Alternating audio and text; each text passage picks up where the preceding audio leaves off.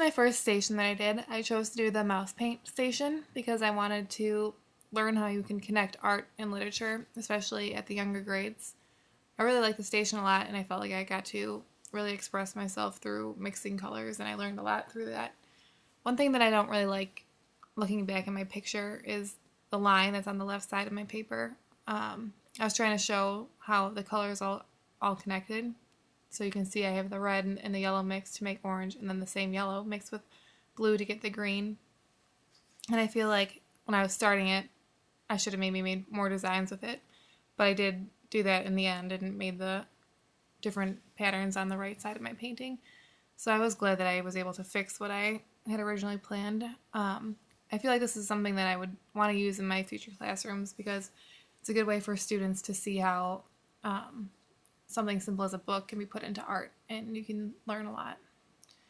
This is from our art museum trip, one of them. We had to pick a painting that we liked and then draw 3 different stages of it using our own interpretations of the painting. So the painting that I chose was called Boats on the Elbe near Dresden.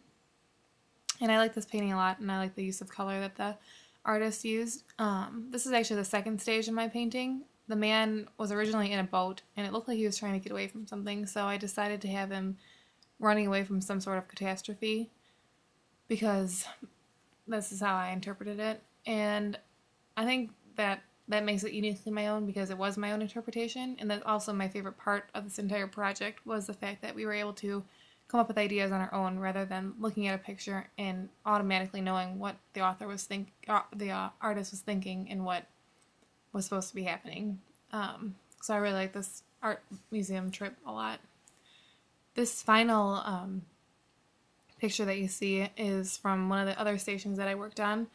I had to take newspaper clippings and match the patterns of color to the photograph on the left page. This was a challenging center because it was hard to come up with the exact right designs that the artist had used in the photograph and match that color to newspaper clippings and my own just freehand looking at the picture and applying it to the other page. If I were to do it again, I might not make it so perfect and by using scissors and cutting the newspaper clippings. I might try and just rip the papers out and pasting it onto the page so that it looks more authentic.